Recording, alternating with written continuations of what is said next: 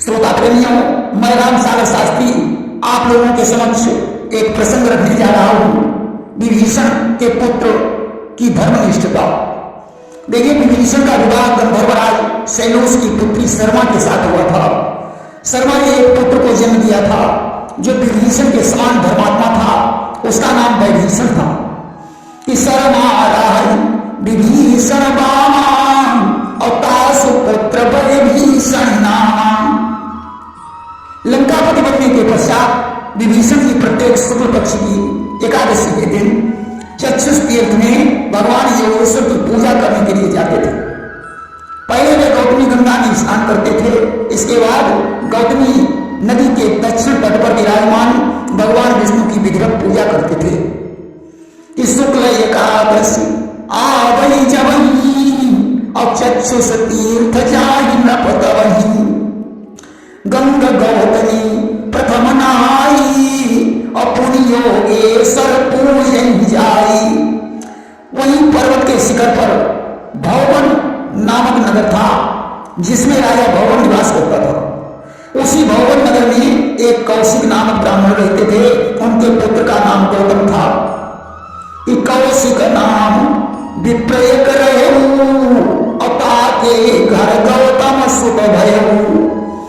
कौशिक तो बड़े धर्मनिष्ठ ब्राह्मण थे, परंतु उनका पुत्र गौतम अधर्मी था। गौतम की मणिकुंडल नामक वैश्य के साथ घनिष्ठ मित्रता थी। कि मणिकुंडल एक वैश्य सुजाना गौतम के सुमित्र माना। गौतम तो निर्धन थे, लेकिन उसका मित्र मणिकुंडल बहुत धनी था। देखिए, मित्र बनना तो आसान है, परंतु सच्चा मित्र बनना बहुत कठिन है। जे मित्र दुख वो दुखारी अपनी नहीं बिलोकत पातक भारी। गौतम ने विचार किया कि इसके पास बहुत सारा धन है, इसलिए मुझे इसका धन लेने के लिए कोई युक्ति सोचनी पड़ेगी। कि गौतम मित्र बड़ो निरमोही और कहीं भी मिलई मित्र धन मोही। एक दिन उसने मणिकुंडल से कहा, मित्र, हम लोगों को देश देशांतरों में चलकर धन कमाना चाहिए। कि चलो मित्र परदेश मझाओ और चलते करें तो व्यापार। मणिकुंडल बोला, मेरे पास तो पिता का बहुत सारा धन है, मुझे कमाने की क्या आवश्यकता है। देखिए, विद्वानों ने एक श्लोक लिखा है कि प्रथमी नार्जिता विद्या द्वितीय नार्जिता धनम तृतीय नार्जिता पूर्णम चतुर्थे किम करिष्यसि। आय की पहली अवस्था में खूब पढ़ना लिखना चाहिए, आय की दूसरी अवस्था में खूब धन कमाना चाहिए, तीसरी अवस्था में खूब दान पुण्य करना चाहिए, अन्यथा चौथी अवस्था में कुछ भी नहीं कर पाओगे। गौतम ने कहा, मित्र, पिता के धन को ही अपना मानकर मनुष्य को नहीं जीना चाहिए, बल्कि पिता की संपत्ति को बढ़ाने की कोशिश करना चाहिए। इसलिए जाओ, घर से कुछ रत्न ले लो और भ्रमण के लिए प्रस्थान करो। मणिकुंडल घर से कुछ रत्नों को ले आया और उसने गौतम को दे दिए। दोनों भ्रमण करने के लिए चल पड़े। अब तो गौतम विचार करने लगा कि ऐसा क्या उपाय करें जो ये धन मुझे प्राप्त हो जाए। धन मिल जाने पर मौज मस्ती की जिंदगी व्यतीत करेंगे। आज उसने मणिकुंडल से कहा, मित्र, पाप से ही जीवों की उन्नति होती है। धर्मात्मा लोग संसार में दुखी रहते हैं। कि पापी सुखी राहत संसार और धर्म किए जब संकट भारा। मणिकुंडल बोला, मित्र, तुम्हारी बात गलत है। संसार में धर्म से बड़ी कोई चीज नहीं है। मनुष्य को सब कुछ न्यौछावर करके भी धर्म की रक्षा करनी चाहिए। गौतम ने कहा, मित्र, मैं जो कह रहा हूं वही सत्य है। अगर तुम नहीं मानते हो तो किसी व्यक्ति से चलकर पूछ लो, परंतु मेरी एक शर्त है, अगर मेरी बात सही निकली तो मैं तुम्हारा धन ले लूंगा, अगर तुम्हारी बात सही निकली तो तुम हमारा धन ले लेना। दोनों एक व्यक्ति के पास पहुंचे और उन्होंने अपनी अपनी बात कही। व्यक्ति ने गौतम की बात का समर्थन किया कि संसार में पापी लोग ही सुखी हैं, जो धर्म पर चलता है वह दुख भोगता। अभारी वैश्य की जब हुई गयऊ तो गौतम सारा धन नहीं दयऊ। अब तो गौतम ने मणिकुंडल का सारा धन ले लिया और कहने लगा, मित्र, तुम्हें अब तो ज्ञान हो गया होगा कि अधर्म की विजय होती है। मणिकुंडल बोला, भले ही मेरा धन चला गया परंतु फिर भी मैं धर्म का पक्ष अधर्म का पक्षधर नहीं हूं। धर्म मेरी नजर में हमेशा बड़ा रहेगा। इस प्रकार दोनों और आगे बढ़े। गौतम ने कहा कि अगर हमारी बात पर विश्वास नहीं है तो यहाँ के किसी व्यक्ति से पूछ लो, परंतु एक शर्त रखनी पड़ेगी। अगर जीत हमारी हुई तो मैं तुम्हारे दोनों हाथ काट लूंगा, अगर तुम्हारी जीत हुई तो तुम मेरे दोनों हाथ काट लेना। मणिकुंडल ने स्वीकार कर लिया, परंतु यहाँ भी एक साधारण व्यक्ति से पूछा तो उसने अधर्म को बड़ा बताया। अभाई वैश्य की जब हुई गयऊ तो दोनों भुजा काटी तब लयऊ। अब तो गौतम ने मणिकुंडल के दोनों हाथ काट लिए और कहा, मित्र अब भी धर्म का गुणगान करना बंद कर दो। परंतु मणिकुंडल ने कहा, मैं धर्म को कभी ठुकरा नहीं सकता। गौतम ने कहा, क्या प्राणों की बाजी लगाना चाहते हो? अब भी मान जाओ। धीरे धीरे गौतमी गंगा के तट पर पहुंच गए। अब तो वैश्य गंगा और योगेश्वर की प्रशंसा करने लगा। गौतम बोला, प्राणों की बाजी लगा लो, अगर हम जीतेंगे तो तुम्हारे प्राण ले लेंगे, अगर तुम जीतोगे तो मेरे प्राण ले लेगा। वैश्य ने शर्त को स्वीकार कर लिया। वहां भी किसी व्यक्ति से पूछा तो पाप को बड़ा बताया। गौतम ने विचार किया कि मित्र का पद करना उचित नहीं है। आज तो उसने चाकू से वैश्य की दोनों आंखें निकाली। यारी वैश्य की जब हुई गयऊ तो दोनों नेत्र काढ़ी तब लयऊ। उसने भगवान योगेश्वर के पास उसे गिरा दिया और कहने लगा, मित्र अब तुम यहां पड़े रहो, मैं जा रहा हूं। उधर गौतम ने उस घन को जुए में हरा दिया। इधर मणिकुंडल जिसके दोनों हाथ कटे हुए हैं, दोनों आंखें फूटी हुई हैं, बेचारा दर्द में करा रहा है, अपने धर्म को याद कर रहा है। सारी रात बीत गई। प्रातःकाल शुक्ल पक्ष की एकादशी थी। विभीषण जी अपने पुत्र विभीषण के सहित चक्षुष तीर्थ में भगवान योगेश्वर का पूजन करने आए। उन्होंने गौतमी नदी में स्नान किया और विभीषण और भगवान विष्णु का पूजन करने लगे। विभीषण के पुत्र की नजर उस वैश्य पर पड़ी कि विभीषण जब वैश्य निहारा और जाए समीप वचन उच्चारा। उसने उससे पूछा, ये भाई तुम कौन हो और तुम्हारी ये हालत कैसे हुई है? कि आओ तुम कौन, कहां ते आए और के ही कारण यह संकट पाए। वैश्य ने अपनी सारी करुण कथा सुनाई कि वैश्य सकल वृत्तांत सुनावा और यही प्रकार चक्षुष महुआवा। विभीषण अपने पिता के पास पहुंचे।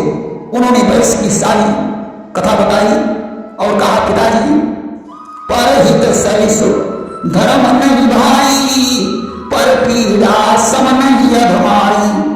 संसार में दूसरे के हित के समान कोई धर्म नहीं है और दूसरे को पीड़ा देने के समान कोई अधर्म नहीं है।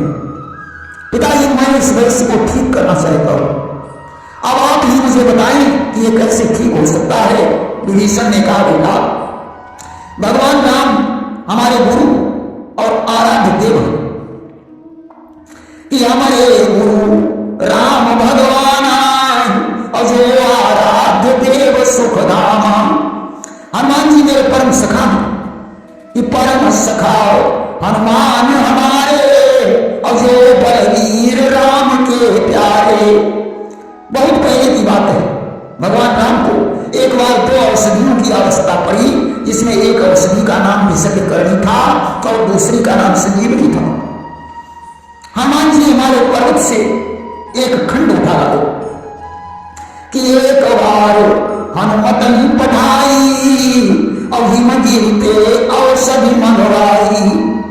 आवश्यकता पूर्ण होने पर राम ने हनुमान से कहा कि इस खंड को पुनः हिमालय पर पहुंचा दो। हनुमान जी बड़े वेग के साथ उड़े, जिससे विषयकरणी औषधि गौतमी गंगा के तट पर गिर गई, जो आज भी वहां मौजूद है। कि औषधि राही विषयकरणी और धोखे मां गिर गई सो धरणी। मंत्र मणि और औषधियों का प्रभाव बहुत प्रबल होता है। अगर विषयकरणी औषधि उस वैश्य की छाती पर रख दी जाए तो वह पुनः ज्यों का त्यों हो जाएगा। वैभीषणी ने कहा, पिताजी आप मेरे साथ चले और उस औषधि की पहचान बताएं। जब तक या वैसे ठीक नहीं होगा तब तक मुझे चैन नहीं मिलेगा। विभीषण पुत्र के सहित गौतमी के तट पर गए। उन्होंने औषधि बताई। वैभीषण ने उसकी एक डाल तोड़ी और लाकर वैश्य की छाती पर रख दी। अब तो वैश्य पुनः ज्यों का त्यों हो गया कि साख लाई छाती पर धरऊं और पहिले जैसी काया भयऊ। उसने विभीषण और उसके पुत्र को धन्यवाद दिया। वैश्य ने गौतमी गंगा में नहाकर भगवान विष्णु की पूजा की और विषयकर्णी की डाल को अपने साथ में लिया और देशांतरों में भ्रमण करने लगा। भ्रमण करते करते वह महापुर नगर में पहुंच गया, जहां के राजा का नाम महाराजा था। महाराजा के कोई पुत्र नहीं था, उनकी एक ही कन्या थी जो दोनों आंखों से अंधी थी। महाराजा ने ऐसी प्रतिज्ञा कर रखी थी कि जो हमारी बेटी की आंखें ठीक कर देगा मैं उसके साथ अपनी कन्या का विवाह कर दूंगा और सारा राजकाज उसे दे दूंगा। उन्होंने दूर दूर तक ढिंडोरा पिटवा दिया था कि डुबकी पिटवा दी राजा ने, जो चमत्कार दिखलाएगा वही मेरा जामाता बन या राजपाट धन पाएगा। अब तो यह खबर देश के कान में पड़ी। उसने राजा के कर्मचारियों से कहा कि मैं राजकुमारी की आंखें ठीक कर सकता हूं। कर्मचारी उसे राजा के पास ले गए। वैश्य ने वही डाल राजकुमारी के हृदय पर रखी। अब तो उसकी दोनों आंखें ठीक हो गई। राजा ने वैश्य से पूछा कि आप कौन हैं? वैश्य ने अपनी सारी हकीकत बताई। राजा ने अपनी पुत्री का विवाह वैश्य के साथ कर दिया कि राजा पूर्ण प्रतिज्ञा की और सुता ब्याही वैसे ही निज दीनी, और राज सिंहासन समर्पित करके जंगल में भगवान का भजन करने चले गए। इधर वैश्य राजा बन गया, परंतु उसे अपने मित्र गौतम की बहुत याद आती थी। इस सब सुख साज और तमु नहीं चैना, और मित्र याद करनी दिन रहना। देखिए साधु पुरुषों का यही लक्षण है, उनके हृदय में बहुत दया होती है। वे अहित करने वाले के लिए भी दया होती है। एक दिन वह वैश्य जंगल में गया।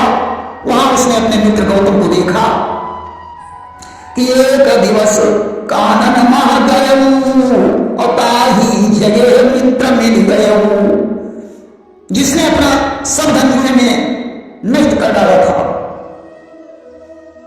देखिए जुए का खेल बहुत बुरा है कि है खेल जुए का बहुत बुरा, या मन जी ने बतलाया है। जिसने इसका अनुसरण किया सब सत्यानाश कराया है। गौतम वैश्य को नहीं पहचान पाया। वैश्य ने कहा, गौतम मैं ही तुम्हारा मित्र मणिकुंडल हूं, और अपने हृदय से लगा दिया कि भेंटे हुए से लगाए हुआ और करिया आदर लाए निज संगाओ। बड़े आदर के साथ उसे ले आया और उसने कहा कि गौतम देखो मैंने धर्म नहीं छोड़ा तो आज मैं राजा बन गया। मेरा विवाह भी हो गया, तुमने धर्म का तिरस्कार किया तो तुम भिखारी हो गए। इसलिए धर्म हमेशा महान है। धर्म पर चलने वाला ही सुख भोगता है। अधर्मी को क्षणिक सुख तो प्राप्त हो सकता है, परंतु बहुत ही ज्यादा दिन तक वो सुखी नहीं रह सकता। इसलिए गौतमी नदी में स्नान करके भगवान योगेश्वर का पूजन करो, तुम्हारा समस्त पाप नष्ट हो जाएगा। इस प्रकार उसने अपने मित्र को भगवान के दर्शन करवाने के पश्चात बंधु बांधवों को इकट्ठा किया तथा गौतम के पिता कौशिक को बुलवाया और वहां पर यज्ञ का आयोजन किया। तदनंतर शरीर का अंत होने के पश्चात दोनों स्वर्गलोक को चले गए। तब से वह स्थान मृत संजीवन तीर्थ के नाम से प्रसिद्ध हो गया। इस प्रसंग को श्रवण करने से दुर्भावनाओं का विनाश होता है और भगवान के लोक की प्राप्ति होती है। प्रेम से बोलिए वृंदावन बिहारी लाल की